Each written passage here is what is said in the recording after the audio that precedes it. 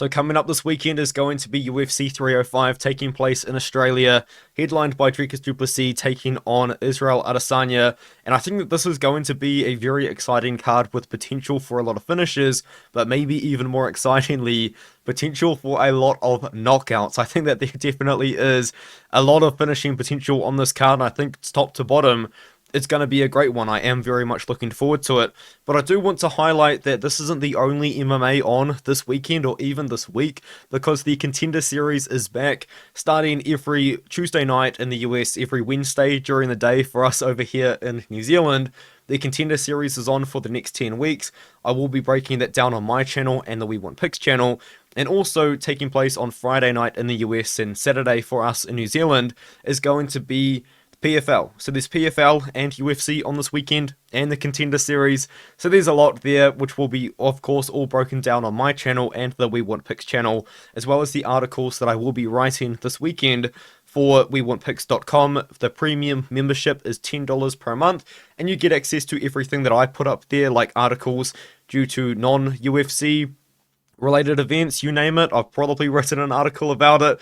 And then, of course, you've got Angelo and Jacob placing their bets on the UFC cards. And also, Jacob will be live streaming during the Contender Series too. But what you get for $10 per month is a lot of value. There are a lot of other people that charge significantly more for significantly less. But you get Angelo and Jacob's bets. You get a lot of tools to help you make your own bets. And you can get a 3-day free trial, which you can cancel at any time using my code ARTEM. And then, of course, for free is the Discord. If you sign up, Discord, it's free to join that. And there are over 6,000 people in that Discord talking about MMA, talking about sports, talking about anything every single day. So feel free to join that Discord as well. I'm relatively active in there as well. Stewart Nicoll will be fighting against Jesus Aguilar. I believe this is going to be the first fight of the card. It's at least the first fight of the Tapology order. And I do like the fact that the UFC has signed Nicoll, because there are so many Australian prospects that are deserving of a UFC opportunity, and Stewart Nicoll is definitely one of them. Coming in undefeated at flyweight, 8-0, and he has got a lot of finishes and a lot of knockouts to his name, especially in his last 2 fights where he got first round finishes. I think he can be a very exciting prospect to keep your eye out for in this division. He is taking on Jesus Aguilar, who I could be convinced that he is shorter than 5'4", because he does look very small in there, especially where he wears those really long shorts that go below his knees, especially on the Contender Series. That was most prevalent. But Jesus Aguilar is mostly a wrestler. He does have pretty good pressure boxing with a lot of power, which we did see when he knocked out Shannon Ross, another guy from Australia. But the way that Jesus Aguilar, in the past anyway, has won a lot of his fights is with the guillotine. If I'm not mistaken, I think he's got 5, maybe even 6 wins by guillotine, which is just absolutely ridiculous. And a lot of them are actually not from bottom position, they're actually from top position as well. So you've got to be careful about that. Although Jesus Aguilar is quite small for the division, being 5'4", or maybe shorter potentially, he does have a lot of muscle mass. You know, he's got very big arms, which of course does help with those guillotine attempts. But he's going to be a strong opponent for Stewart Nicoll to take on, because I think from what I've seen, Stewart Nicoll is a small flyweight. He's 5'5". Joshua Van is about the same size as him, and we've seen that Joshua Van is significantly smaller than everyone else he's fought. And he's a wrestler, which I think kind of makes me a little bit nervous for him just being so undersized. He did look a little bit smaller than his most recent opponent, who was a striker, and he looked significantly smaller than Dunshil Mudley, who was significantly bigger than him. But I think what Stewart Nicoll does so well is when he does get the takedowns, he is so dominant on top. He throws ground and pound, very powerful ground and pound. That's how he's won his most recent fights. And also he does attempt submissions, and he's very, very good at getting the back. I do think that this is a tough matchup for him, though, don't get me wrong, because he is taking on another wrestler. Jesus Aguilar could potentially defend takedowns and get his own. Jesus Aguilar could potentially lock up a guillotine because he's so good at getting in that position. But I do think that Stewart Nicoll is going to win this fight. I think it is going to be a tough one for him, though. I do think he's actually going to be faster on the feet. That's the one thing about Nicoll, is he's got very dangerous leg kicks, and he's super fast on the feet. But he is going to have to deal with someone pressuring him backwards. I think it's actually a tough debut for Nicoll. I think there is better opportunities to place your money. As much as I do like Nicoll, and I'm so happy for him to be in the UFC, I do have to be super honest about the breakdown. I think it is a tough fight for him, stylistically as well, but I do think he wins. I'm going to pick Nicoll. Maybe he does get a late finish using that ground and pound, but I am expecting this fight to go all 3 rounds, even though Nicoll has proven to be a finisher. I think Jesus Aguilar is quite tough and probably will find some success defending takedowns in moments. Kenan Song fights against Ricky Glenn. This is just a Ricky Glenn fade, and I think this is where we get a knockout. I think Song Kenan does knock out Ricky Glenn, and I think he does it in the first round. This is just a weird move for Ricky Glenn, and I will be honest, it is kind of sad to see because he did have a very good performance against Grant Dawson where he was able to come back from being down and then make it a draw against Grant Dawson, nearly finishing him in moments in that 3rd round. But then he comes back against Christos Giagos, and he looks slow, man. Like, he just looks really, really slow. And Christos Giagos, who isn't really knocking out too many people in the first round like that, manages to knock him out. And then the UFC, for some reason, gave him Drew Dober, a well-known knockout artist, who then knocked him out in the first round as well. So he's coming off 2 back-to-back KO losses. And typically what some people do, which is what Ricky Glenn is doing, you can move up a weight class to try and not cut that weight anymore. Maybe he's going to be a lot faster at welterweight than he was at lightweight, but he's coming in there against Song Kenan, who, yes, isn't on the best run recently, took a lot of time off, and then come back against Max Griffin, and then actually knocked down Gary. Song Kenan is still a very dangerous striker. This guy is 6 foot tall, but he's pretty well built. He's got absolutely massive legs, and you can see the power that he has had because he did drop and nearly knock out Gary. And although he did get pieced apart for the 2nd and the 3rd round, eventually getting TKO'd, he still did show a pretty solid effort in that matchup, which I still believe was somewhat short notice as well for both fighters. I think in this one, Song Kenan is going to land a big shot. I think Ricky Glenn at this point, I don't know if he's going to be able to take down Song Kenan. I think Song Kenan hasn't showcased the best takedown defense in the UFC, but I think it should be good enough to defend takedowns against a lightweight Ricky Glenn who is coming up, who has proven that maybe he just is a bit past his prime at this point. So I am going to pick Song Kenan. I'm going to pick Song Kenan to win by 1st round knockout, and yeah, it's just as a Ricky Glenn fade at this point. I think we are going to see Song Kenan find that big shot early in the fight. And this is another fight which I think is going to end early. Tom Nolan fights against Alex Reyes, and I think that Tom Nolan is going to find that 1st round knockout. The odds being minus 1100 is pretty crazy. I feel like nobody in the UFC should really be minus 1100 against anybody, because truly in MMA we have seen it proven over and over and over again. Literally anything can happen, but I do think Tom Nolan is going to go out there and find a knockout against Alex Reyes. Tom Nolan is a guy which I have likened to Dan Hooker in the past, and I still think he does kind of fight in that style. He's 6'3", so he's one of the tallest lightweights on the planet, and he's a very dangerous striker with, also what is dangerous about him is very good cardio for lightweight as well, which is kind of scary because a lot of these guys that cut a massive amounts of weight, such as Jalen Turner, maybe cardio is a little bit of a weakness for Nolan, but we've seen Nolan push hard out of the 1st round before to win fights. I think that Tom Nolan is going to go out there though and just land on Alex Reyes. Reyes is, it's an interesting and somewhat sad story because of course he did get very, very ill after he lost to Mike Perry making his debut. He came back against Charlie Campbell. Terrible matchup to come back to. Charlie Campbell is a very dangerous boxer, and he did get knocked out in that fight, and I think that the same thing's just going to happen in this one here. I don't know how much there is to break down, really, because at the end of the day, Reyes has fought twice in 7 years. He got knocked out against Charlie Campbell. That fight didn't last all that long. I think Nolan's going to go out there and find the KO. Now, the only thing that I think Nolan could do wrong is something that he did do in his UFC debut, which is just leave himself way too overexposed and open to a counter. But I think he learned that lesson against Nicholas Motta, and I don't think that's a mistake we'll probably ever see him make again. So if Tom Nolan doesn't go out there and just go super, super overly aggressive and just leaves himself open for a takedown or a big shot, I think he should be able to piece apart Alex Reyes and find the KO at some point in the fight, and probably in round number 1. Jack Jenkins fights against Herbert Burns. This is a short notice replacement fight as well, and if you know Herbert Burns, you know one thing about him. That is that he probably has the worst cardio in the UFC.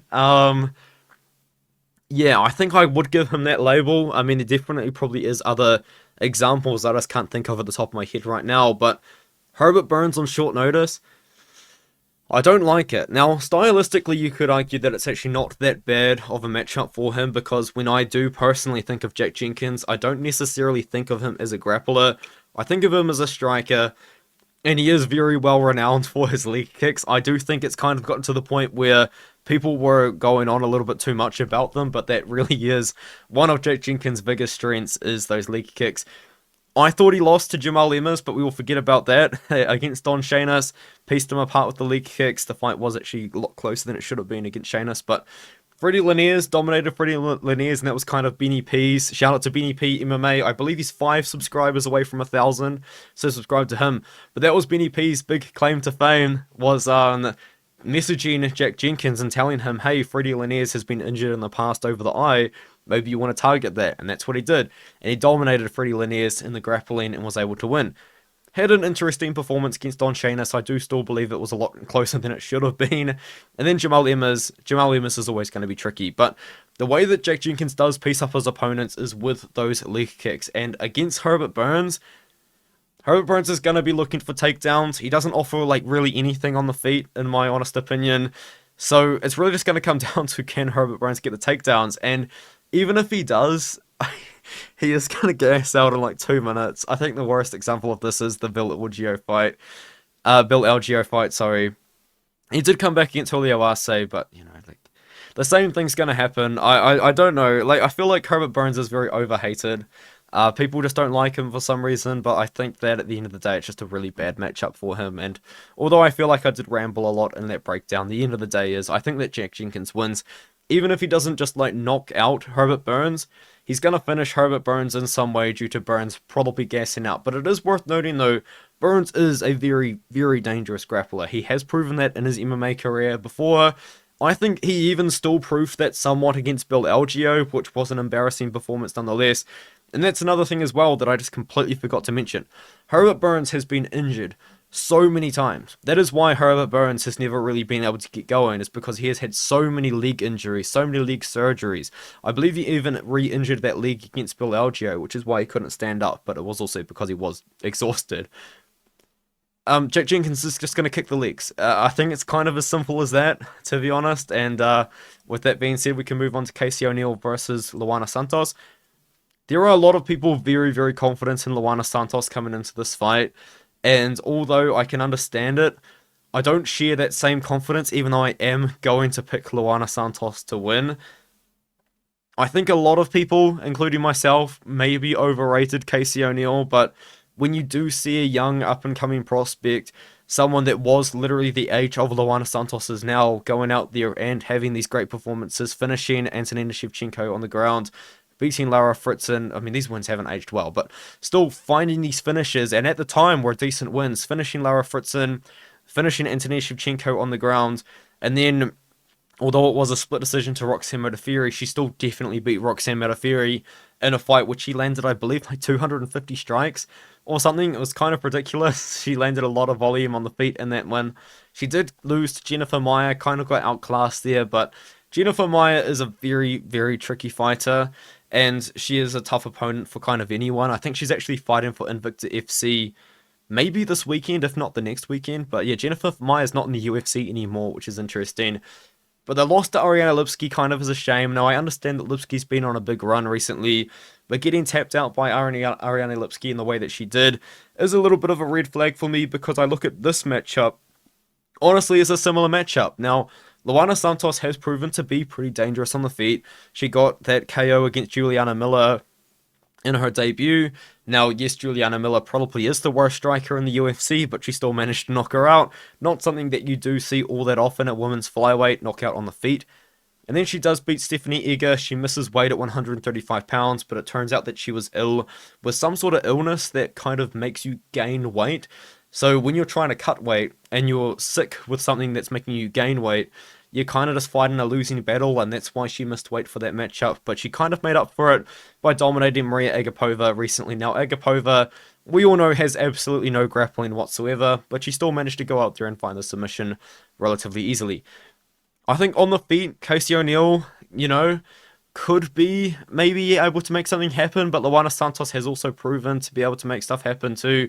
And I think that Luana Santos's judo background is going to probably pay dividends here. I think that there is going to be moments where the fight takes place in the clinch, and I think that Santos is going to be stronger, and I think that Santos is going to be able to get the takedowns. Now, this is a short notice fight for Santos, so maybe you could see it maybe going a bit interesting if it goes all 3 rounds. Casey O'Neill's proven that she can push a hard pace for 3 rounds, but I think that this is going to take place on the mat a lot, and I think on the mat in the pure grappling, although O'Neill has proven to be quite dominant on the ground, I think that Luana Santos can find that same sort of level of success. So I am going to pick Santos here. I do think it probably goes all 3 rounds. I would be very impressed if she finds a finish, but I'm going to go with a low confidence pick in Luana Santos to win a decision. And now Josh Culibao returns against Ricardo Ramos. Another low confidence pick in this one, but I am still going to pick the hometown guy, Josh Culibao, or not necessarily the hometown guy, but he's the hometown guy. He's from Australia. Josh Culibao, I do think he can beat Ricardo Ramos here. Now, Ricardo Ramos is on a very interesting situation because he's lost 2 fights in a row by guillotine. You don't normally see that in the UFC all too much. Guillotines are not that common necessarily, but he's put himself in 2 guillotines so far. The Charles Jourdain one was very quick, and I believe that the fight against Julian Erosa was also very quick. So 2 back-to-back first round guillotine losses is actually insane. He is a guy as well that has had a lot of cancelled fights in his career, hasn't been super active, and I thought that he was going to find that success against Jourdain. I picked him to beat Jourdain, but then I did pick him to lose to Erosa. Did I think it was going to be by guillotine? No. But anyway, Josh Culibao is interesting to me because I feel like I'm shocked that he lost in my against Danny Silva. Now, I do think he did lose that fight, but I really thought he was going to beat Danny Silva, and that kind of does raise a few red flags for me, kind of coming into not necessarily this matchup, but also in the future, because Josh Culibao was rated very highly by me and many others as well. He was going out there and he was beating Melsik Bagdasaryan and finished him by submission, I believe, as an underdog, and I picked him to win that fight as well, very impressively.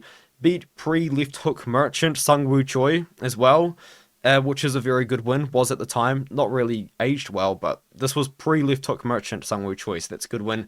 Shaylin Ndambiki's a massive featherweight with very good wrestling and was able to win against him using his boxing, and he lost to Murphy pretty badly, but the point that I'm trying to make is Culibao was a guy that has proven to be on the verge of being an elite featherweight, and then he went out there and he lost the debuting Danny Silva, who, kind of is just a not a left hook merchant. He's just a hooks merchant, in the boxing. And I really thought that Culibao was going to be able to make it happen. He just didn't. Got outclassed, got outvolumed, looked small as well in that matchup. But I think against Ricardo Ramos, a guy that is definitely a worse striker, unless I get terribly proven wrong, Culibao should be the better striker in the matchup. He should be able to defend the takedowns of Ricardo Ramos. I think in the pure grappling, that's where Ramos is going to make it very, very interesting. But I think that Culibao keeps it on the feet, wins a decision using that boxing, and just ultimately ends up winning the fight. And now we have probably the kind of most hilarious matchup made on the card so far. And it is Valter Walker, the brother of Johnny Walker, fighting against Junior Tafa. And my biggest regret, probably ever, especially of the entire year, is not picking Lucas Bursky to beat him. Because I said in my breakdown, Valter Walker's coming in 11-0, and I was watching Valter Walker tape, and I was like, man, this guy is absolutely terrible at striking. And I said that Bursky's going to have an opportunity here if he can keep the fight on the feet to beat him up. And that's exactly what happened. Valter Walker is a very good and talented wrestler grappler, but he is terrible at striking, and that is not an understatement. He just is. You watch his fight against Alex Nicholson, and although he wins the fight, you can watch this on YouTube, he's getting pieced up on the feet. He's looking terrible on the feet, and then he looks good in the grappling, but as long as the fight is on the feet, he's looking terrible. And it's the same for every other fight that you can find of Valter Walker. He just cannot strike, but one thing that he can do is wrestle and grapple. Now I look at Junior Tafa, and I kind of think the opposite. Like, no disrespect to Junior Tafa, but I mean he has proven to not really have that much wrestling and that much grappling, and I think that just comes from the fact that he was really rushing into MMA, because this is a guy who has proven multiple times to be an elite striker in Glory Kickboxing. This guy was ranked in the top 10 in Glory Kickboxing, and if you actually watch him, he's kind of interesting to watch because he's not throwing kicks. He's just boxing in Glory Kickboxing. It's kind of amazing, really. He does throw kicks, obviously, but he's mostly just boxing and on the inside and throwing bombs in the pocket. And then he comes into MMA, wins a lot of fights, was actually rumored, I believe, to make his professional MMA debut on the Contender Series in 2022. Obviously, that actually never ended up happening, but he did go out there and wins a few fights there on the regional scene, not only just in Australia, goes overseas as well a couple times, fights for Reyes and beats their heavyweight prospects Tsuyoshi Sadario, who I believe has a sumo wrestling background and is a prospect to still keep your eye out for. But then he loses to Muhammad Usman, and in that fight, he does find his own moments against Muhammad Usman and on the feet, and especially in the first round and the third round, but Usman just took him down and lay on him and didn't really do anything, and Tafa couldn't defend the takedowns and he couldn't stand up, and I think that was just kind of coming straight into MMA and maybe not really fully training wrestling for a very long period of time. And that's what this matchup comes down to, is can Junior Tafa keep the fight on the feet? Because as long as the fight is on the feet, Junior Tafa is going to be so live to knock out Valter Walker.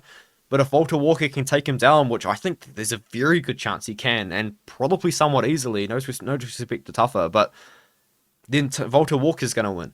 But the way that I view this fight is it's in front of a crowd, which I think could be a big deal for multiple reasons. Junior Tafa is going to be fighting, well, from home in Australia.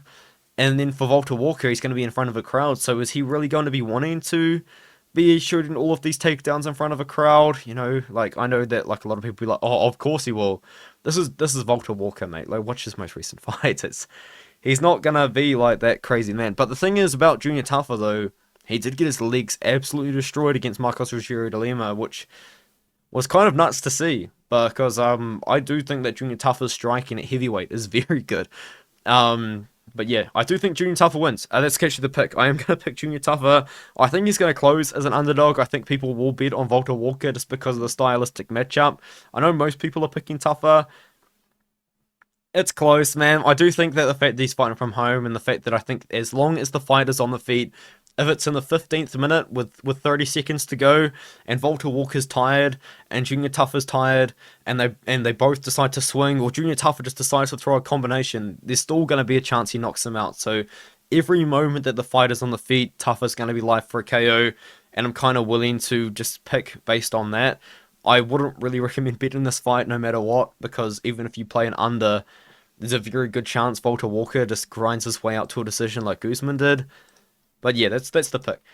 Now we have Li Jingliang fighting against Carlos Prates, and this is Li Jingliang's big return after getting robbed against Daniel Rodriguez. I thought he beat Daniel Rodriguez. I still believe that he beat Daniel Rodriguez, and then I believe he got very seriously injured and had back surgery. So now he's returning from that back surgery at the age of 36 years old, taking on another striker in Carlos Prates, and a guy who has actually made his name quite well known now in the MMA scene. He made his debut, or didn't make his debut, he fought on the Contender Series against Mitch Ramirez, showcased his Muay Thai style with his hands very, very low, and throwing strikes from range, very typical Prates fight, knocks out Rich Ramirez. Does the same thing to Trevin Giles, but definitely did struggle a little bit in moments in that striking, and then just did the same thing to Radke, except absolutely brutally slumped him with that knee to the body. Carlos Prates is interesting to watch because if you go through his whole career, this guy has had quite a few losses in his career, and a lot of the time, not all the time, but a lot of the time it has come down to him just really not being able to defend the takedowns. But then just all of a sudden, over this period of time here, maybe he was just locked in the gym over the COVID sort of era, and was just drilling takedowns, defense, and no one could take him down in this period of time. So he just went on a rampage, with his crazy Muay Thai skill set that he does have, and he knocked out everyone in the first round. Very impressively.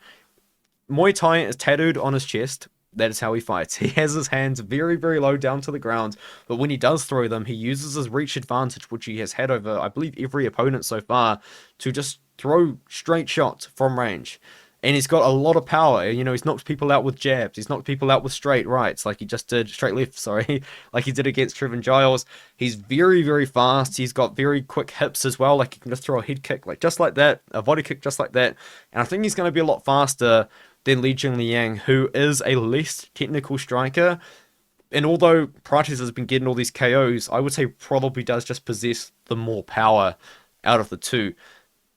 But I think Prates is going to be just a bad stylistic matchup for Jingliang, because he's going to be fighting from range, and Jingliang's going to be wanting to close the distance, but Prates can just pop that jab out there and keep Jingliang away from him every time he tries to close. I think Prates is the better striker. I think he will be able to just consistently keep the fight from range, and I do think eventually he probably will land something on Jingliang. So, as much of a shame as it is, and hopefully we see Jingliang have the opportunity to wear a suit at the press conference, I think Carlos Prates wins, and I think he wins by KO. I do like Prates a lot. I was very, very high on Prates coming into the Contender Series. I was very high on Prates coming out of the Contender Series. And I picked him to beat Giles, I picked him to beat Radke, and I'm going to pick him again to defeat Jingliang. I think that Prates is a guy, despite being a pure striker, can maybe make something happen here at welterweight. Very interesting to see. Now we have Tuivasa fighting against Jairzinho Rozenstruik, and man, 4-fight losing streak. I didn't realize it was 4, I thought it was only 3. 4-fight losing streak for Tuivasa, and man, like, the highs were so high. He really could have potentially beaten Ciryl Gane and then fought Jon Jones, If that KO shot that dropped, well, not the KO shot, the TKO shot, I guess, that dropped Gane landed flush and he was able to finish the fight, you probably could have seen Tuivasa fight Jon Jones, because that was kind of what was on the line in that sort of matchup there. And Ciryl Gane just really ended up beating him up. And aside from that one moment, Tuivasa never really found that much success. And it's just been all downhill from there. He becomes a Pavlovich victim. He gets submitted by Volkov in front of home. I was there. In Sydney as well. West Sydney. It wasn't in... Yeah, I guess West Sydney is kind of where the arena was. But Olympic Park, yeah. I was there. And he loses to Tybura. Just kind of 4 back-to-back losses for Tuivasa. And I think it's going to be 5, man. I really do. The thing about Tuivasa is he's just... There is a ceiling for these kind of heavyweights, man. Like, he's just not a new age heavyweight, quote unquote, that a lot of people like to bring up. He's a brawler, and he does well against other brawlers. Like, he knocked out Derek Lewis in a very good performance. He knocked out Augusto Sakai. Oh my goodness, these are poorly aging wins now, aren't they? Augusto Sakai in a very good performance. He knocked out Greg Hardy, but he got caught by Greg Hardy. Yeah. He's just a knockout machine, man, but he doesn't really have wrestling and grappling. But he doesn't need to worry about that against Jairzinho Rozenstruik, because Rozenstruik's also a striker. But the thing about Rozenstruik is Rozenstruik looks good against other people that aren't going to strike against him. If Rozenstruik fights against a wrestler, he's not the same fighter anymore. He gets a lot more tentative, he throws a lot less volume, because he's got to worry about the takedown coming his way. Maybe Tuivasa actually just attempts takedowns against Rozenstruik here, because I think the better technical striker is Rozenstruik. Rozenstruik is a former kickboxer, professional kickboxer, with a ridiculous kickboxing record of like 80 wins and 8 losses, or something silly like that. And he's made it look good in the UFC. Now, yes, he had some bad moments, lost to Blades by decision, lost to Volkov, and Volkov's incredible performance in that fight. Knocked out Dalkaus, sent him to Cage Fury FC. I think he's fighting for now. And then I think Rozenstruik can beat Tuivasa. I think he can knock him out, man. I think Tuivasa is going to be swinging. He's less technical than Rozenstruik. Is there a very real chance that Tuivasa can knock out Rozenstruik? Yes, for sure. But I just haven't seen it. I haven't seen really anything out of Tai recently. Like, we just haven't seen anything. So, yeah. I think the safe pick's Rozenstruik. I think he can land. He's going to have the reach advantage, like most Tuivasa opponents do. I think he's arguably more powerful as well, potentially. Yeah, I think he's going to land on Tuivasa. I think he's going to have some success there. Now, Mateusz Gamrot fights against Dan Hooker. Dan Hooker, if you guys don't know, one of my favorite fighters of all time. Unfortunately for me, Tony Ferguson is my favorite fighter of all time. Dan Hooker's definitely top 3 for sure. Probably is number 2. Yeah, the other night I was thinking about Tony Ferguson, man, and I nearly started crying. It's just, dude, like a very high percentage of MMA fans, UFC fans, have never seen Tony Ferguson win a fight. It's been that long. It's been 7 in a row. But Dan Hooker, I think Dan Hooker's got a real shot of winning this fight. I'm not going to pick him to win, but I think he does. Because if you do watch Mateusz Gamrot fight, especially against Rafael Fiziev, Fiziev was finding success in that fight. Fiziev was able to defend the takedowns using his movement, especially. It wasn't really pure takedown defense against the cage. It was especially the movement. But he was landing combinations on Gamrot. It's not like he was throwing 4 strikes and 1 was landing, maybe 2 was landing. He was throwing 3 strikes and all 3 would land on Gamrot. Like, he was landing, and he was landing good. And that's the thing about Gamrot, is although he is an incredible wrestler and always has been, I think that pure wrestling wise, he is probably the best or the second best. I think the best would be Makhachev, but you'd have to give the second best pure wrestler to Mateusz Gamrot because he just is that good at wrestling. But aside from that, he just doesn't have striking, and that striking hasn't necessarily developed all that much, you know, because when he does fight other strikers, Jalen Turner, he took it on short notice, but Jalen Turner found the success on the feet against him.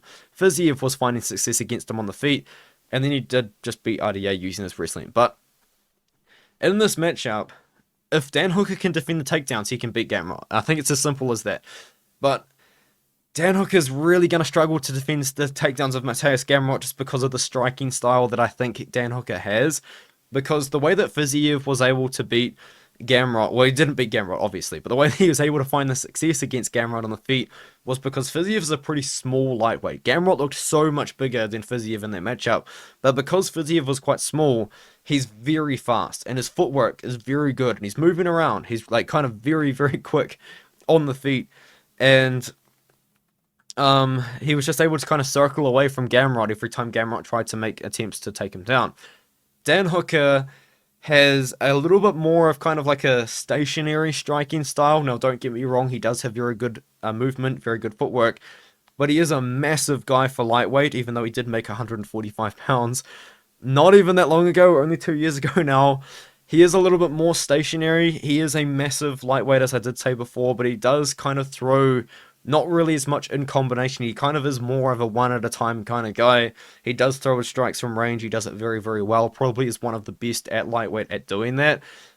But he's not going to be a guy that's going to be able to land like 4 strikes at once, very, very quick in succession against Gamrot. He's going to be landing 1 or 2 strikes at a time. And I don't think that's a really good kind of stylistic matchup for him in this one here. Now, yes, has Dan Hooker landed many knee KOs in his career? Absolutely. I was actually there live when he knocked out Ross Pearson with probably his most legendary knee KO. Or, I guess, this one over Jim Miller could be better. But in 2017, I was sitting there in Auckland watching the fight, and he knocked out Ross Pearson with that knee. He hasn't really gotten that crazy knee since, but he does still throw them, of course. He does land a lot of them in his fights. Dan Hooker as well, another thing that I should mention is his wrestling. He has actually improved it quite a bit. We actually saw him go to it against Nasrat Hakparas, actually attempted takedowns in that one there, showed a bit of veteran savvy against a brawler, and then against Claudio Puelles, obviously had to showcase a lot of grappling defense in that fight, good takedown defense in that fight too. Jalen Turner had his own offensive wrestling moments when he broke his arm against Jalen Turner and attempted a takedown in the 3rd round, got it, and was able to control the fight and win the fight based on that 3rd round there. But as I did say, I think he is going to be a little bit more of a stationary target for Gamrot to attempt takedowns on. And I do think it's just kind of a good matchup for Gamrot to get the takedowns. And that's what I'm basing my pick on. But if Dan Hooker lands a knee up the middle and knocks out Gamrot, I'm not going to be that surprised. If he can piece apart Gamrot from range, I wouldn't be too surprised. But I do think just kind of with his style, I think it's just a good style for Gamrot to be able to get his takedowns on, if that makes any sense at all. And now we can move up to the co-main event. It's Kai Kara-France fighting against Steve Erceg in what is definitely going to be a very closely contested fight. I know that the odds are somewhat wide, with Erceg being a -230 and Kai Kara-France nearly reaching a +200 underdog. This is a close fight. In fact, there is a lot of people out there picking Kai Kara-France, especially in that We Want Picks Discord. There are a lot of people backing Kai Kara-France to win this one here. But I think it really comes down to, can Steve Erceg get the takedowns? Because I do believe that if Steve Erceg can get the takedowns, the striking is going to open up a lot more for him. And then, of course, in the grappling, I think he is the better grappler out of the two. But he does just happen to be one of the best fighting against one of the best defensive grapplers in the promotion. Kai Kara-France has proven time and time again that he is incredibly good takedown defense and incredibly good grappling defense. He proved it against Rogerio Bontorin.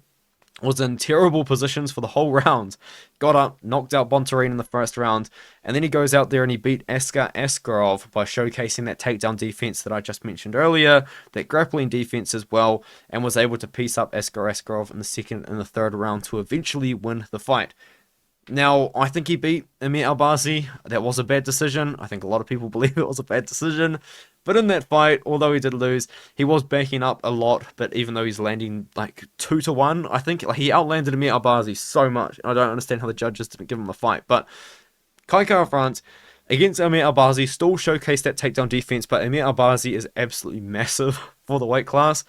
But he was still able to show the defense, he was still able to show the takedown defense, and showed how good he is on the feet still by landing so much volume against a pretty dangerous opponent. And then against Brandon Moreno, the scorecards were all over the place.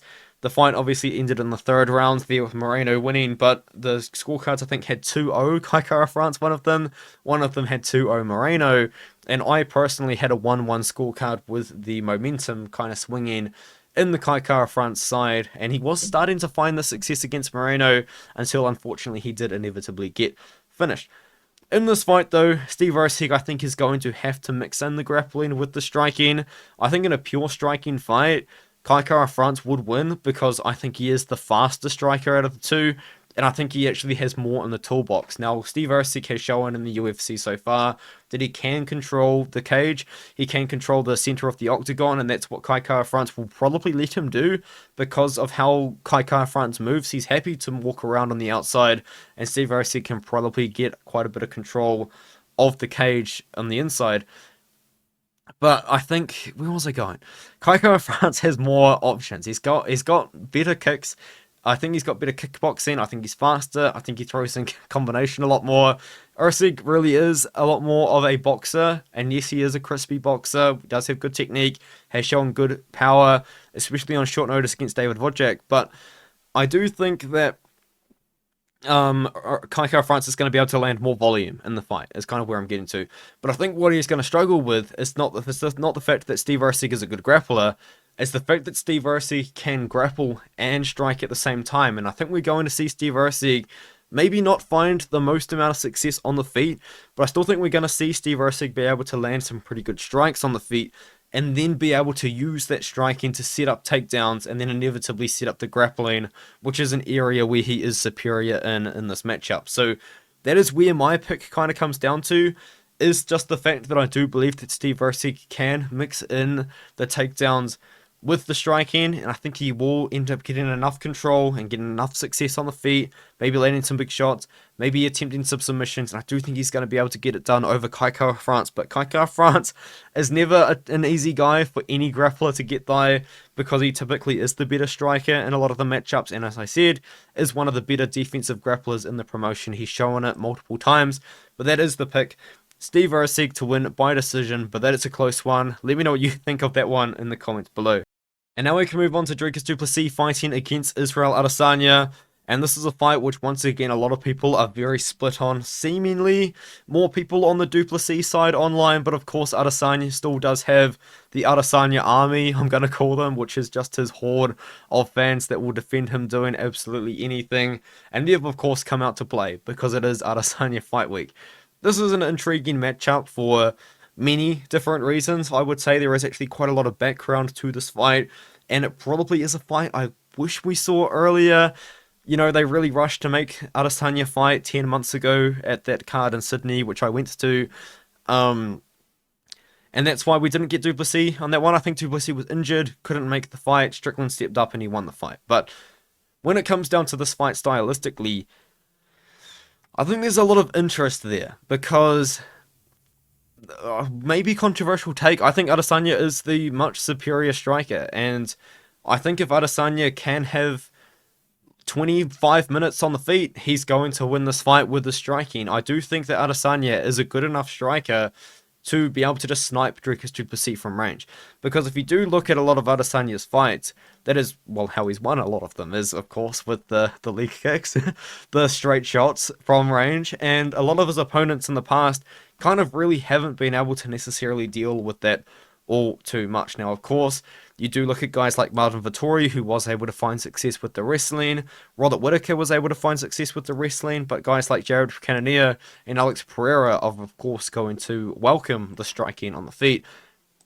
But I think with this one, now Adesanya is going to face someone that does have skill set on the feet, although I don't think it is as good as Adesanya's, and is going to be pressuring forward and attempting takedowns all the time. And we haven't really seen Adesanya take on someone in quite a while that has been shooting for takedowns over and over and over again. I'm just going to open up his Cage Intel post here and kind of point out what I mean, because Robert Whittaker was the last opponent to attempt these takedowns on Israel Adesanya, and he was able to get 4 out of 10 of them against Israel Adesanya. Prior to that, he did defend 4 takedowns from Jared Cannonier, but not really a well-known wrestler. I mean, that was a weird fight, that one. And then no takedowns attempted from Sean Strickland. Dricus du Plessis, on the other hand, I think has actually proven that he is willing to go for takedowns, and he will go for takedowns very regularly. Attempted 7 takedowns against Brad Tavares, attempted 6 takedowns against Darren Till, attempted 11 takedowns against Sean Strickland, another reason why they won the fight. And I think that's going to be a little bit of the story of the fight, is can Israel Adesanya, with his style, just deal with the fact that Dricus du Plessis is going to present a danger on the feet, as well as present a danger on the mat, because Dricus du Plessis has very solid grappling. He is a guy that has shown very solid grappling in his career, very early on in his career nonetheless as well, because most of his early wins actually did come by submission. Now, when he came into the UFC, I think he just fought better opposition that didn't really give him the same opportunities, but he still was able to get all of those knockouts as well, and was able to out-grapple other strikers like Darren Till. The thing about Dricus du Plessis, though, that does bother me a little bit is because I still haven't really been that sold on him so far. If you do watch his fight against Derek Brunson, it really isn't a display of high-level MMA from both guys.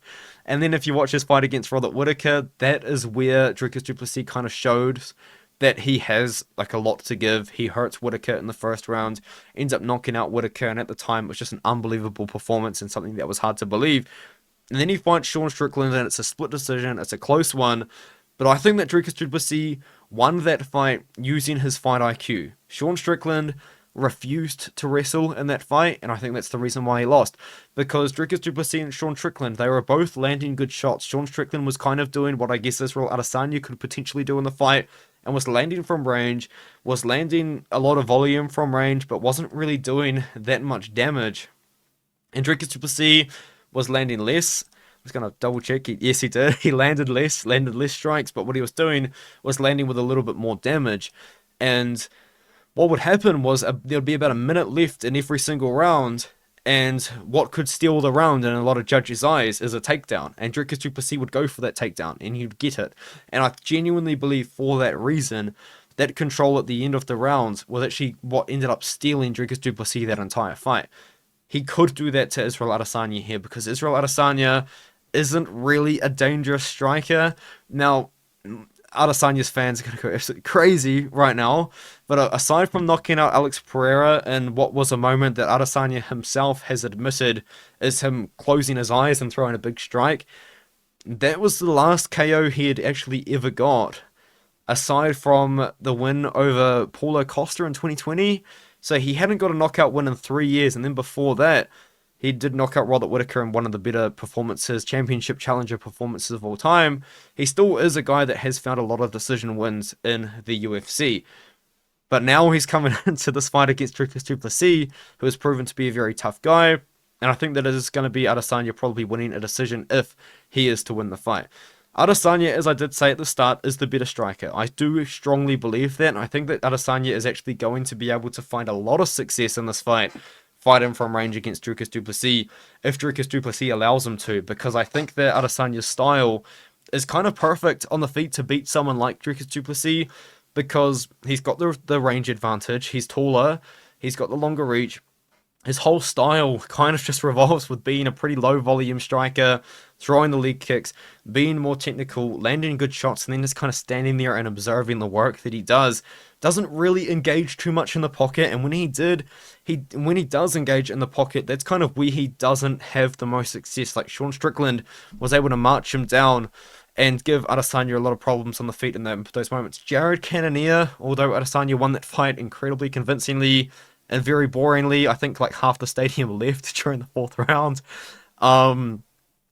Still, every time he engaged in the pocket with Jared Cannonier, you can't deny that that's where Jared Cannonier found the most success in the fight.